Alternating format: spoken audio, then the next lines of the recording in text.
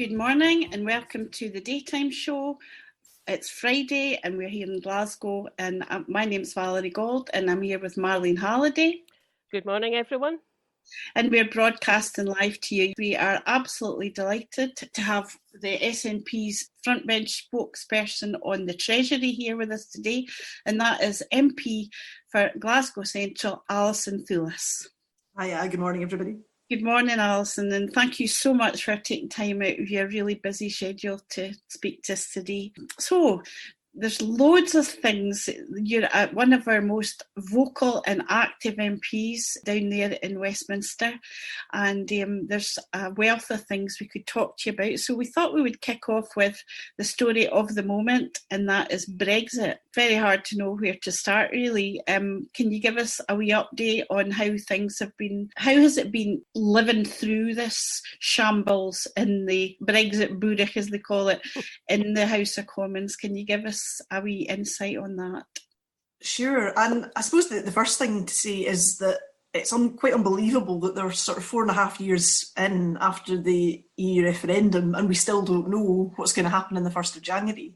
And it really is the government's fault. I mean, I was in a debate during the week and all these Tory MPs were going, oh, but what about the EU doing things? And why haven't the EU done this and that? And can you not blame them? And I said, well, we've had 3 different prime ministers, we've had 2 general elections, we've had all this chaos of legislation, and we've had a government that's never really known what it wants out of these negotiations, never mind how it's going to negotiate. So we've ended up in this situation where there's just so much uncertainty. And you're watching the talks and the readout coming back from Brussels and what people are saying, and it just doesn't feel as though we're any closer. And there's a lot of brinksmanship and a lot of uncertainty going ahead. And it is really unacceptable that we've ended up in this situation. And they're saying that we might have to sit right up to Christmas to try and get through legislation and things like that. And again, this is all stuff that was predictable. We knew when this end date was. And yet we've got all this stuff coming at the last minute, including the legislation which will help to smooth things in Northern Ireland as well, which again, very complex, very detailed, needs an awful lot of analysis, and yet it's been wheeled through the House of Commons really quickly.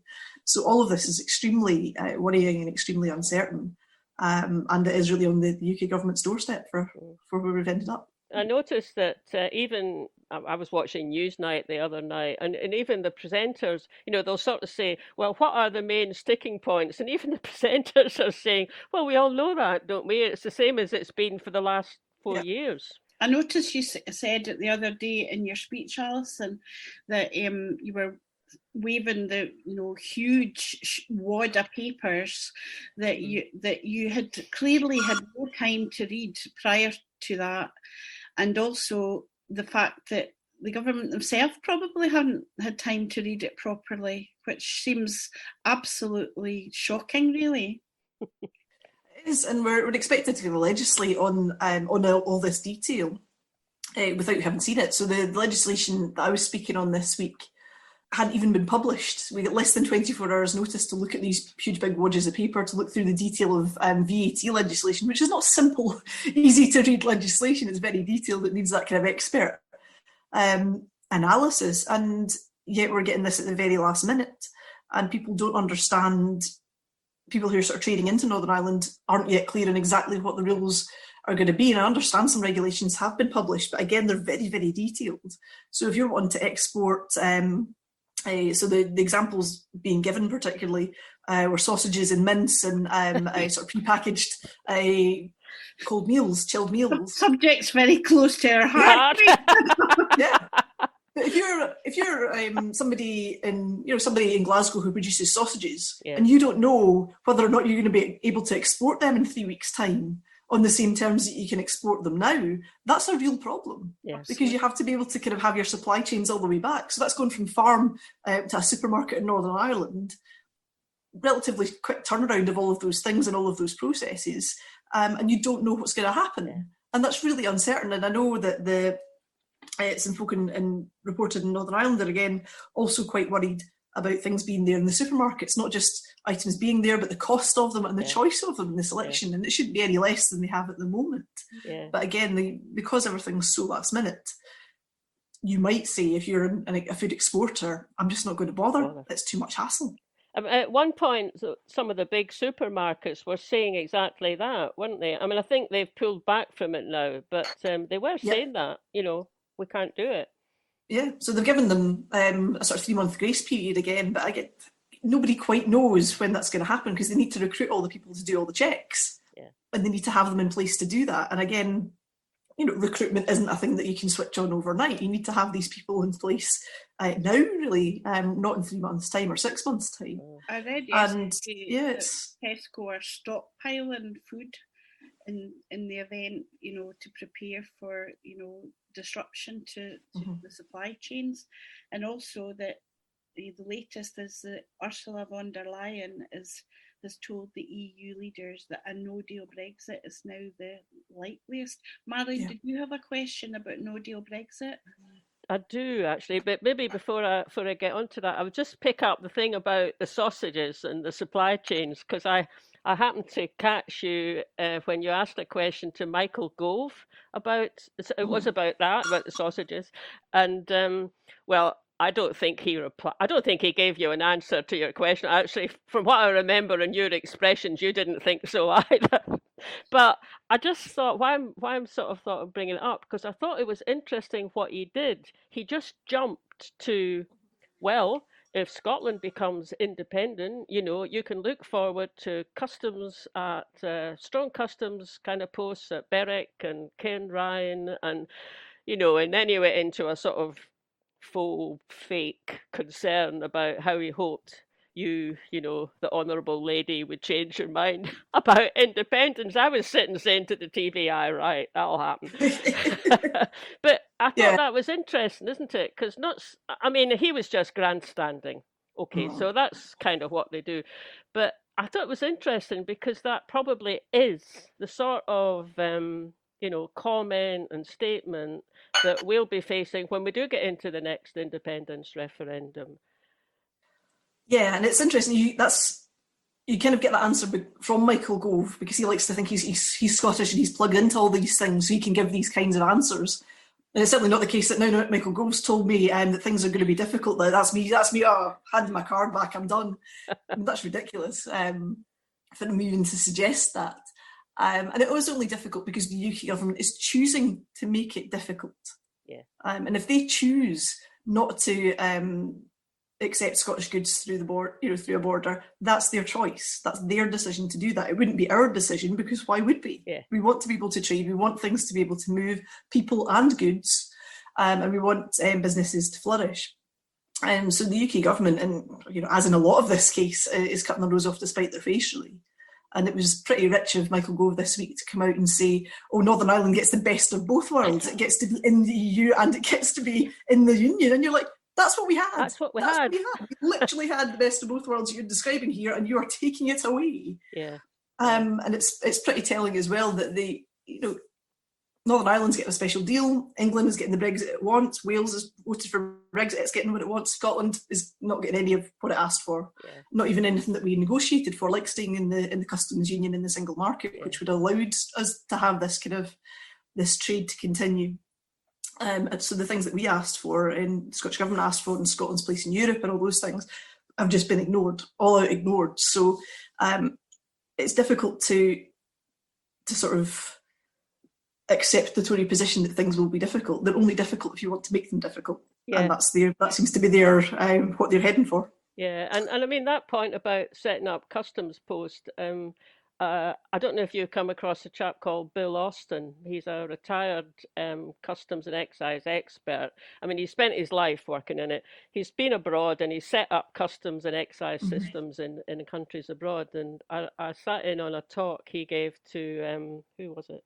Yeston Barr the other week, which we recorded and put out here. And he, someone asked him that kind of question about customs posts, and he said, look, that's old-fashioned thinking. You don't have customs like that.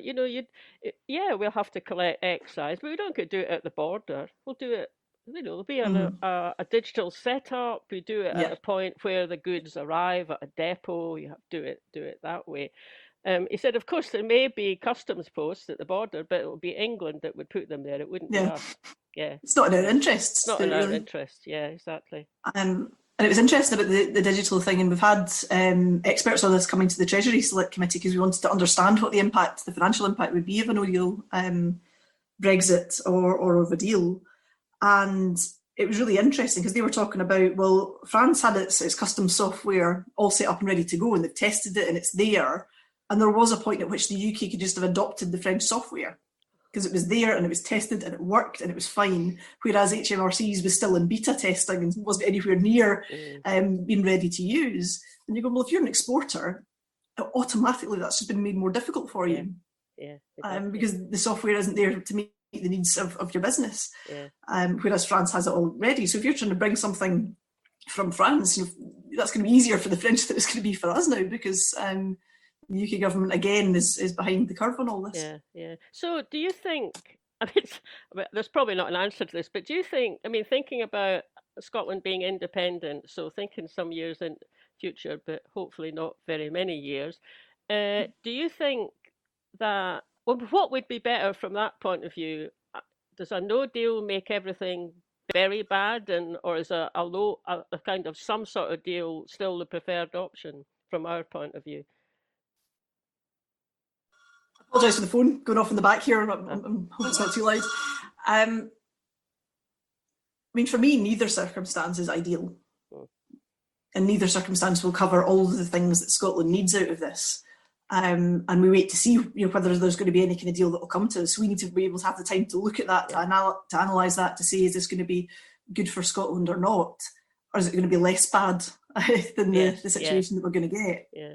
And a no deal really does worry me, because you're talking about important goods coming across the border. It's not just about having peppers from the Netherlands or cheese from France or pasta from Italy. It's about medical supplies.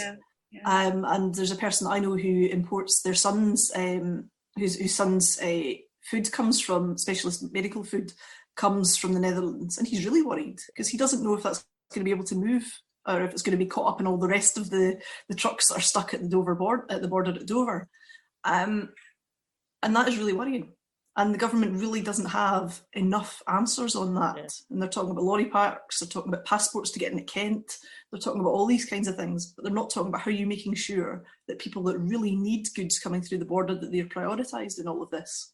Or is it just going to be stuck in a massive queue of lorries with no kind of prioritisation at all? You're also talking about tariffs going on to things as well, which will make it more expensive and make people in the continent less willing to buy what we're going to sell them. Because if there's going to be a huge additional tariff whacked in the top, are you really going to bother? Are you going to get something from elsewhere? Which is a real problem for our food and drink industry. Yeah. I read somewhere that another problem is the actual lorry drivers themselves. That a lot of the big, it was an interview, I think it was on LBC with James O'Brien, with a haulier, somebody who owned a big haulage company, and he said that a lot of the big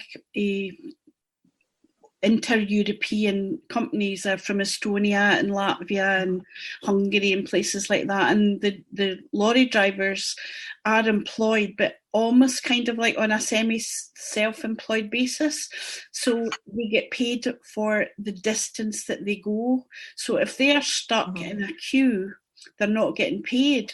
So a lot of them have just said, right, that's it, we'll just not go to the UK anymore, because if they're going to spend, a day or whatever stuck in a lorry park in Kent to get out, or stuck in the north of France or Belgium to get in, they'll just say, no, I'll go to Spain or I'll go to Italy, I'm not going to the UK. And that's a frightening prospect, isn't it? It is, and that makes sense from what you're saying there. And again, it's things that the UK government just really haven't thought about too much. It doesn't feel like. But they just assume that things will keep moving and things will keep happening. I'm reassured. If it's been made more difficult, is it going to be worth the hassle? I'm reassured by Tory Robert Buckland, I think he's a Welsh Tory, who said on Newsnight the other night, our friends in Europe need to put aside their ideology, which I thought was an absolute belter. Because, this whole, I mean, they've got no self-insight. This whole Brexit thing is completely driven by ideology. Yeah. It's a complete act of economic self-harm. Anyway, it's so depressing. Shall we talk about something else? What can we talk about? Can we talk about the £500 bonus to, so the First Minister announces that, frontline workers, and then she said, please don't take tax off it. And I was watching the update and I sort of thought, oh, that's clever. That's win-win. If they don't take the tax off it, that's a win for us, lose for them, because they'll have England and Wales on their back saying, what about us? Mm-hmm. If they do take the tax off it, it's still a win for us because we're going to go Tory government, just what you expect. But I noticed, I think you asked a question about it, and they're not sort of doing a kind of yes and no response. What they kind of bat it back and say, oh, well, Scottish government are in charge of income tax. So what is that about? I mean, there must be some kernel of truth in that, but it's not the whole story, is it? It's not, no. So we're responsible for setting the Scottish rate of income tax, and we've done that, and that's been fine. The difficulty is that this £500, we wouldn't get the money back from that in tax. So what they've said is that you want to gross that up, you want to make it up to the level that it would be taxed upon, so you wouldn't lose out. So you make it up to £600 odd rather than the 500. That would come off in tax. But the difficulty is that coming off doesn't get processed. There's a whole kind of 2-year process behind that before the Scottish Government would see any of that. And it makes it incredibly complicated. And it's pretty disingenuous for the UK Government to say that, because it is in fact HMRC that controls the vast majority of the systems, of the tax, of everything else. So it would be for them to make it at their end rather than for us to change things at our end. And it is very much their responsibility. There's also sort of implications for tax credits and universal credit as well, which again, the mechanisms are at their end, not at ours, to make a disregard for that kind of payment within universal credit and tax credits. They are deciding that they don't want to. And it's not as if it's just us that's asking, because Wales have also brought in something very, very similar, and have asked the UK Government again to exempt the tax from it. And they've said no to Wales as well. So it's not just us that have done this and asked this and made this request. And I think it is a good and important thing to do, particularly at Christmas, particularly when people have been through such a tough year in health and social care, where they've given their absolute all, where they've seen members of their own teams take ill and pass away. Folk working in care homes, they've had to kind of take the huge burden of not only doing the care work, but keeping people going, because they've not been able to have their family and friends in as well. And that's been a huge burden on people doing that, emotionally particularly. And I think it's a good recognition of what people have been through this year. And I think it's for the UK Government to try and make this into more of a political thing, I think is unfair. I think it's a good gesture. They should just sort of recognise that and say, you know what, Christmas time of goodwill, let's just kind of find a way to make this work rather than actively looking at ways not to make it work. Exactly. It's interesting what you mentioned about tax credits and universal credit there, because a young friend of mine got in touch with me. She's a single mum, she's in her 20s, and she works in the health service, but she works part-time because our wee kiddie's only 2. I think she works 2 or 3 days a week, and that's what she was worried about. She was asking me if I knew her benefits advisor wasn't clear whether it would be treated as income or as a gift or whatever, because otherwise most of it would be swallowed up by a loss of benefits, so it wouldn't be any use to her.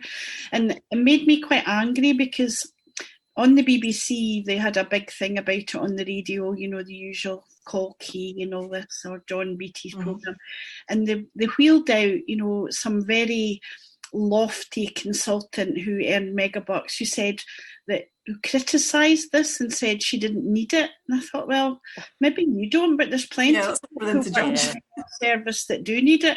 And if you don't need it, well, that's fine. Just give it away. Give it to, crisis at Christmas, or give it to the Salvation Army or the folk that the City Mission in the city centre of Glasgow that work with, folk that need help at Christmas. But it's almost like Marlene was saying, it's a win-win situation, but I was absolutely bowled over by the number of people they managed to dredge up who criticised it. I'm a big man, how come I'm not getting it? Well, I mean, they would have been better to have got on someone who's an advisor at Citizens Advice Bureau, because we sit there. Well, I haven't done this all year, but I normally do once a week. We sit there and you get someone on universal credit, and they come in and they say, my universal credit's been stopped. And it turns out it's because they've had back pay from their previous job, way predating when they took out the universal credit claim, and they've treated it as current income. I mean, when I found out that happened, I thought, oh God, it's so cruel, absolutely cruel to do that, isn't it? And the same would happen if they get 500 or 600 quid from the Scottish government. Anyway, well, maybe we should move on to something else, Val. So one thing that I was going to ask you about, Alison, because I know it's a subject that you have campaigned on very much, that in fact I think it's the header photograph on your Twitter with me in it. Because yes. I came one, I think it was about 4 years ago now, I came down one very snowy January morning to George Square, and we had a wee demonstration, and that was about the rape clause. I'm so superficial and shallow. Every time I see that photograph, I think, oh, look at the state of my roots. I wish I'd had my hair. Oh, no. I didn't. I suppose I should have told you 4.5 years ago that we'd still be talking about it today. Yes. Anyway, sorry, that's me just being really stupid and frivolous. So it's a very serious matter, and obviously I did care about it, or I wouldn't have dragged myself down there at 9 o'clock in a freezing cold Saturday morning. So the rape clause, the 2-child family cap, is such an iniquitous and hard-hearted policy and callous, and you've campaigned for that. You picked it up at the very beginning by wading through, if I remember, pages of legislation in your well-known Glasgow City Council trick, I think, of starting at the back. Is that right? Because that's where they hide the things, Anyway, to cut a long story short, that came up again recently. I noticed there was a news item this week, and it was about how the 2-child cap for benefits was actually having an effect on the numbers of women seeking terminations. I just wondered if that's something that you'd like to comment on, Alice. It is, yeah, and I mean, as you're saying, this is something that I picked up in the 2015 budget, that they were going to bring in this 2-child limit on child tax credits and universal credit, limiting that to the first 2 children in a family. And they have a number of exemptions to the policy. One is if there's a multiple birth in some circumstances, not in all circumstances. So if you've had 1 child and then you have twins, then there's an exemption. If you have twins and then you have 1 child, there's not an exemption, because that's the way they've set that up. There's another exemption around caring and adoption, and the other exemption is what's been termed the rape clause. So if you can prove that your 3rd child, not your 1st or 2nd, the 3rd child has been born as a result of rape or coercive control, you can fill in a form to get an exemption from the policy from the UK government. And I've said for a long time that that's an absolutely appalling policy, and it is, but that's still how they pursue that. And among the concerns that have been raised about the 2-child limit is the issue of what impact that will have on women's decisions to have children.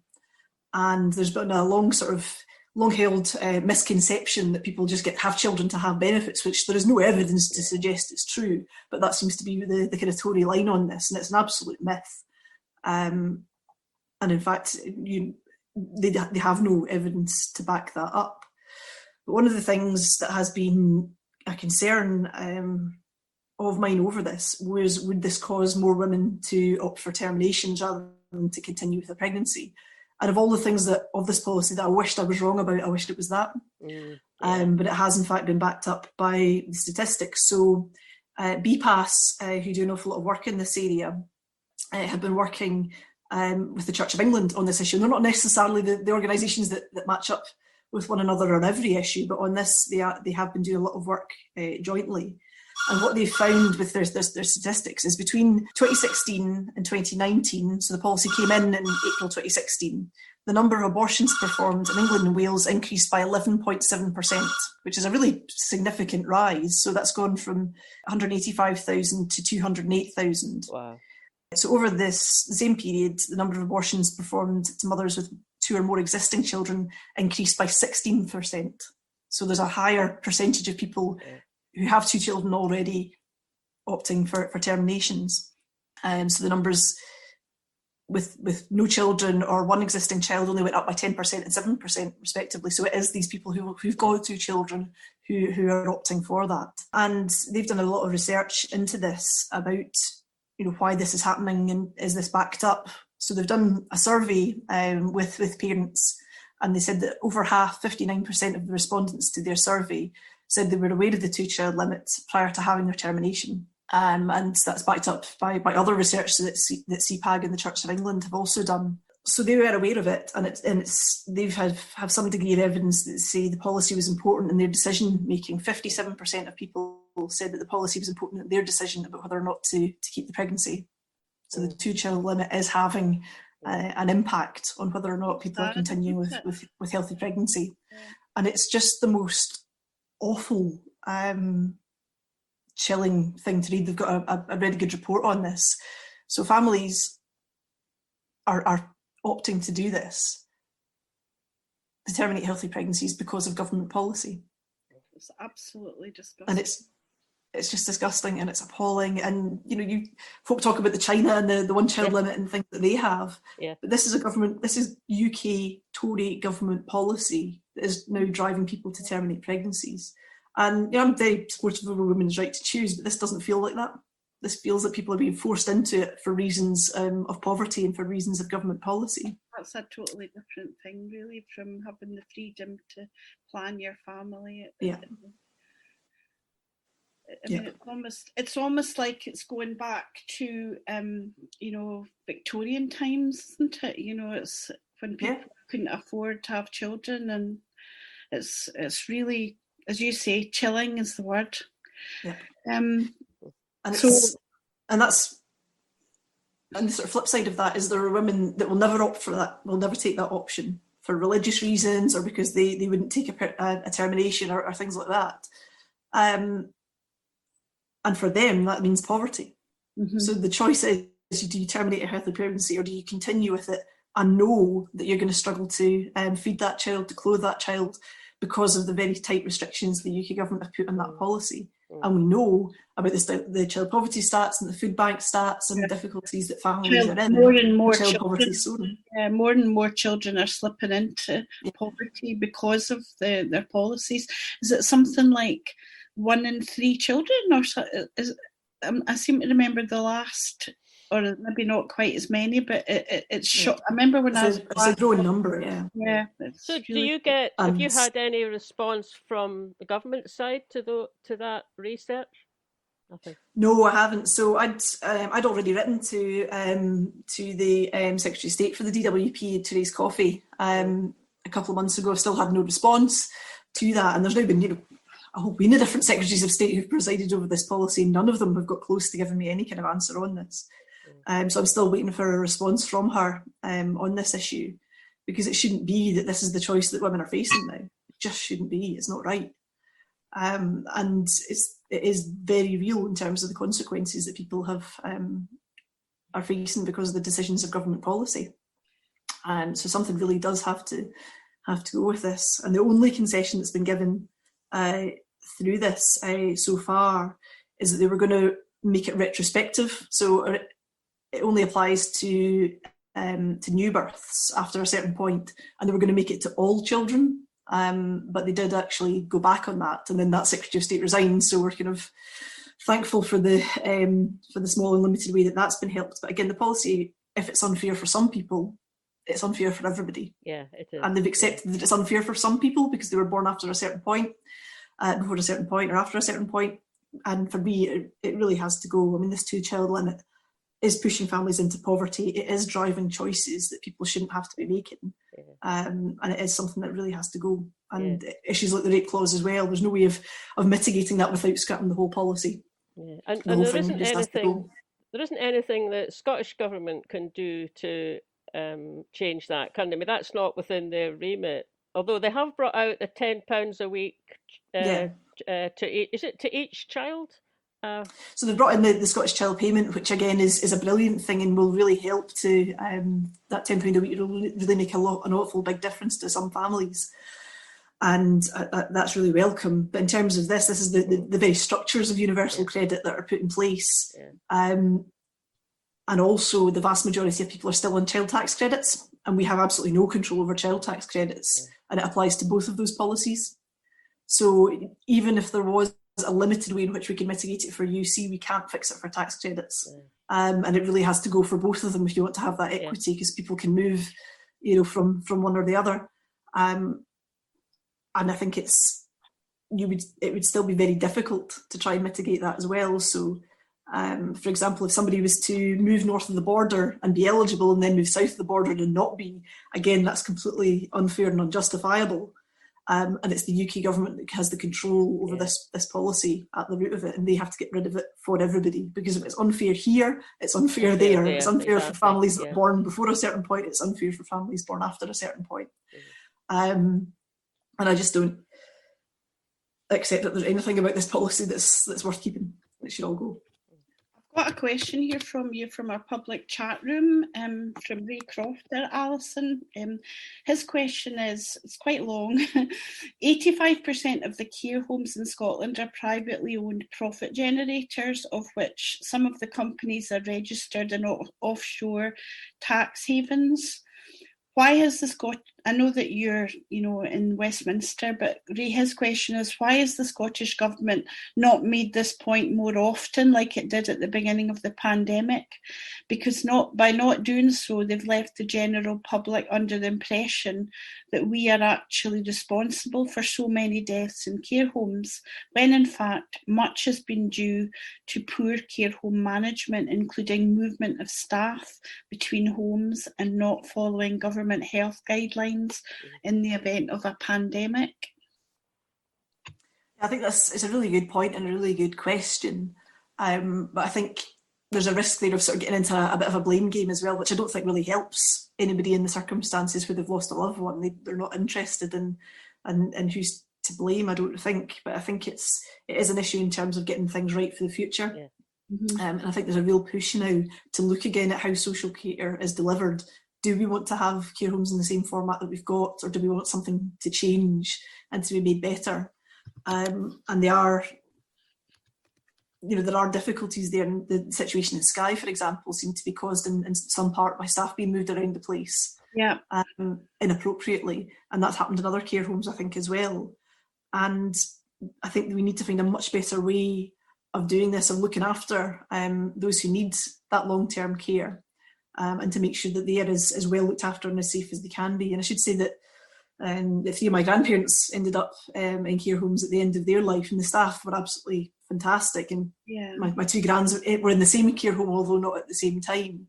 And they did their very best for them. But it is incredibly difficult. If you're working on the margins that private businesses are running on, to make sure that that's done properly, that staff are paid well, that the circumstances in which they're working are appropriate, that they have the right PPE and all the right equipment that they need. And I think there's been real difficulties across the UK, across the world, in fact, because I know that this was an issue in Spain as well, about how people are looked after when they're there, and how we make sure that people are protected as best they can be, the staff as well as the residents. Thank you for that answer. Alison, we thought we'd maybe just before we finish up with you, if you're okay to stay with us just a little bit longer, we're here with Alison Thewliss. You're here on the daytime show on indyliveradio with Valerie Gold and Marlene Halliday. And as I said, we're absolutely chuffed to bits to be talking to our MP for Galsgow Central, Alison Thewliss, today. And we've touched on various things already, the 2-child family cap, the effect it's having on and also Brexit.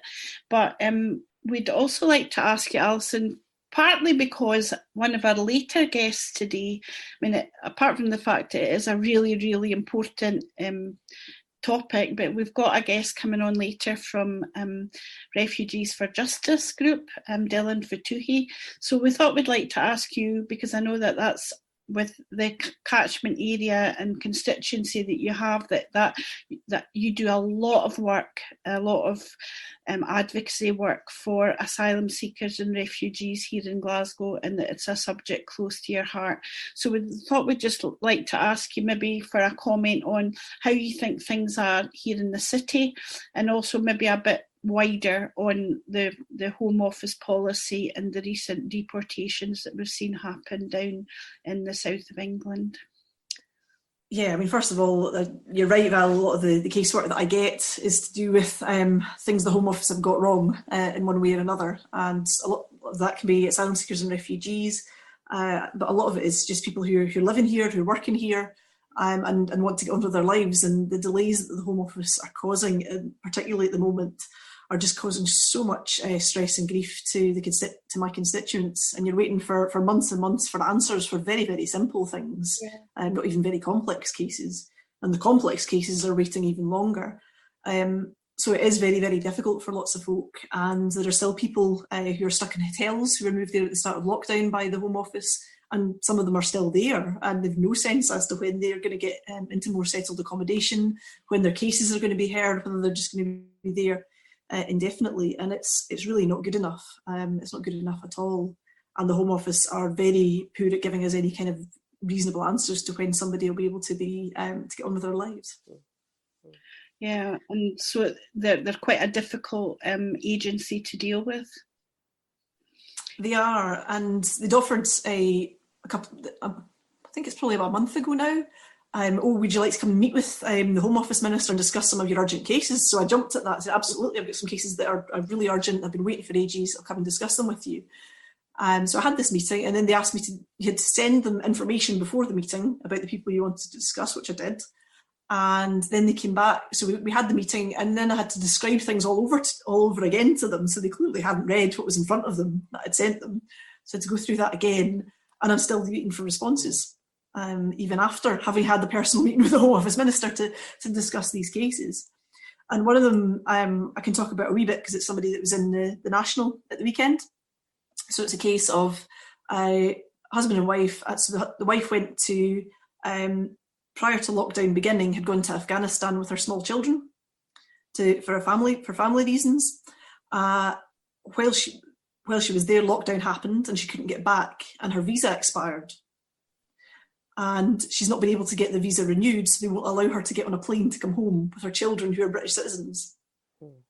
So I have this meeting with the Home Office, and they said, oh yes, we'll go away and look at that, and yet she's still there and she's still waiting. And one of her children was supposed to be starting school this year, and the school are going, well, where's this kid you said was going to turn up? And this family's now been apart since March. Tragic. Yeah. And the Home Office are doing absolutely nothing, it appears, to get that resolved. And, that shouldn't be a difficult thing. It should be, we'll sort this woman's visa, we'll let her get on a plane, we'll let her come home to her family and continue with their lives. So the Home Office are just, they're just absolutely useless in so many ways, but in other ways, they're actively harming people. And there's policies that have come out, like the issue where they are going to start removing homeless people from the country, that homelessness will be part of the reasons that they use for removal, which is just despicable. Well, especially when you have people with no recourse to public funds. Yeah. How can they be anything but homeless, if they don't have recourse to public funds and they're not allowed to work? Yeah, so there's so many people that end up in these circumstances and because the Home Office takes so long to make a decision, they make people absolutely destitute, and it's awful. And I think you mentioned some of the deportation flights as well, and the Home Office like to pretend that this is all about people that are bad people that should just be removed from our country, and the truth is it's a lot more complicated than that. And they like to complain about activist lawyers and people that are trying to stop this removal just for being do-gooders. And I'm quite fond of do-gooders. Do-gooders are the kind of people that we need in this country, rather than folk like Do-badders. Priti Patel, Yeah. who's a do-badder, yes. And you can't help be moved by things like the letter that was put up by the son of one of these people that was being removed, who loves his dad, who wants to be with his dad, and will miss him incredibly. You know, that he's a father figure in his life, and you want to remove him and send him somewhere else just because the Home Office has decided that that's how things are going to be. Yeah. And it really is quite despicable. And the way in which they do this is that they leave things to the last minute. They make it very difficult for the people on these flights to access legal support. So they can't get hold of lawyers, and they can't get hold of somebody that can help them and advocate in their behalf. So I know some people were able to be removed from that flight thanks to the intervention of some lawyers, but it's very difficult for people in those circumstances to get legal support or to get the support of their MP, because they can't contact them and they can't meet them and they can't get in touch with people because of the way the system's set up. So everything the Home Office does seems to be driven by this kind of pernicious attitude towards immigration and towards those who want to come and choose to live here. And we should be saying thank you to the vast majority of the people that want to come and live here, and rather than making them feel so unwelcome. Yeah. When we get our independence, which hopefully won't be too much longer, I'm sure that Scotland will have a very different, we already have a very different attitude towards new Scots and people that come from elsewhere. Yeah, indeed. I mean, it's a waste. It's a waste. It's such a waste, isn't it? It affects the immigrants, asylum seekers' lives hugely when sometimes they come in and they've got a lot of good qualifications, and even if they don't particularly, they're willing to go and work and and then get some qualifications. So it's a waste of that, and it's a waste for the country as well. I mean, never mind the tax revenue, which is just in terms of people's well-being and feeling of self-worth. It's just a sort of ridiculously negative approach the whole time.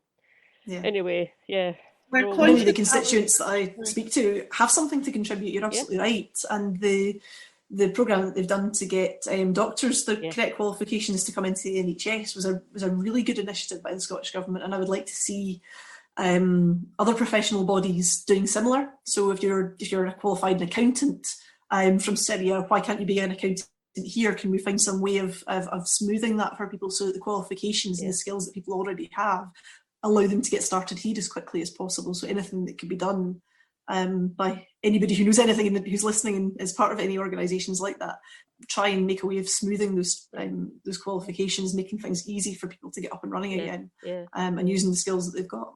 Absolutely. So Alison, I'm conscious that time is not on our side, and we've taken up a lot of your time. You've been very generous to come on and speak to us with your time today. So we're going to finish up before too long. I'd just like to mention one thing that I was really touched when I was listening to your speech in the House of Commons the other day, to hear you mention my fellow branch member, Craig Monroe, who very sadly passed away last week. And his funeral is this afternoon, so I'd just like to thank you for mentioning Craig. And he's somebody who has been paid tribute to by literally thousands of people on social media, and I'm sure, and I know from reading on Twitter and on Facebook, that that's been a massive comfort to his family, his sister and his son Sam. So thank you for that, Alison. And just to change from a serious note and quite a sad one, to a sort of a bit daft before we go. One last question for you from Dave Rennie, who's listening in Broughty Ferry. He's asking, are you looking forward to the Festival of Brexit, Alison? Thanks very much to Dave for his question. I think this is just the most bizarre thing that the UK government has come up to. Yeah, let's celebrate a thing that ruins our economy, that damages our international standing, and that makes our young people not being able to go out and take their place in the world. It doesn't really sound like the makings of a festival to me. Really. And an absolute waste of money to boot as well, from a government that doesn't want to feed starving children but want to have a festival of Brexit instead. So I'd be interested to see how well this goes down as an idea in Scotland, and I'm sure we've got some good ideas of our own about an alternative festival that we might want to have in the coming years. stick to our burn suppers, I think, in January. Listen, Alison, thank you very much indeed. We'll say cheerio to you now. We'll let you go, and I hope you have a really good weekend and you're not working too hard, and that you spend some good time with your family, and that you get. Well, you've already shown us your lovely Christmas tree, so I hope you Christmas jumper as well. Oh, I didn't realise. In festive mood. Yeah, thanks very much for coming on, Alison.